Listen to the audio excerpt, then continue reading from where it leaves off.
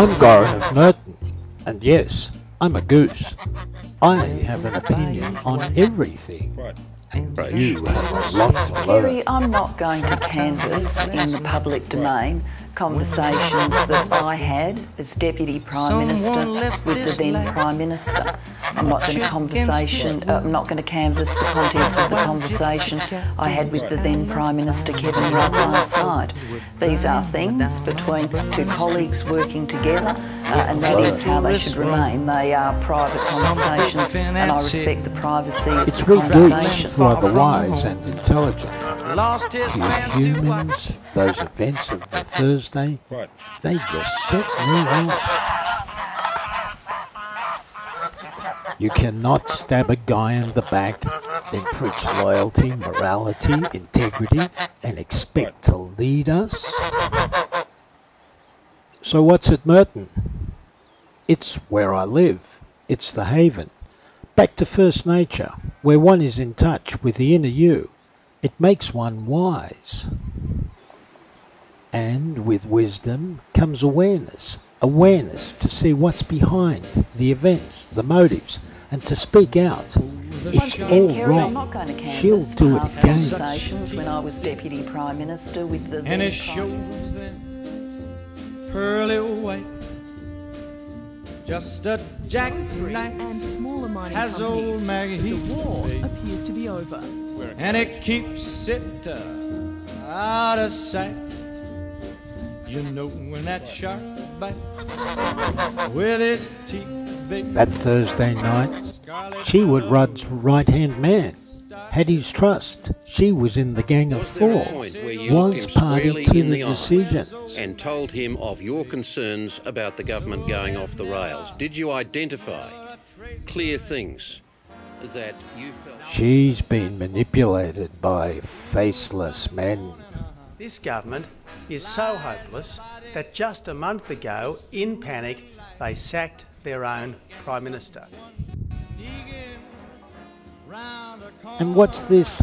Let's move forward, and now moving forward.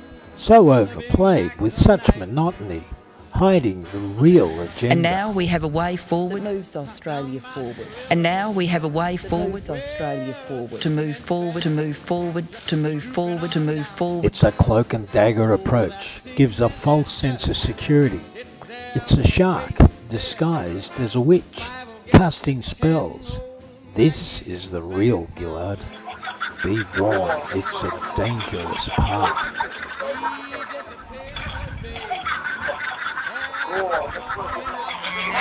We want a leader we can trust, gives us security, protection for our families, our parents, our children.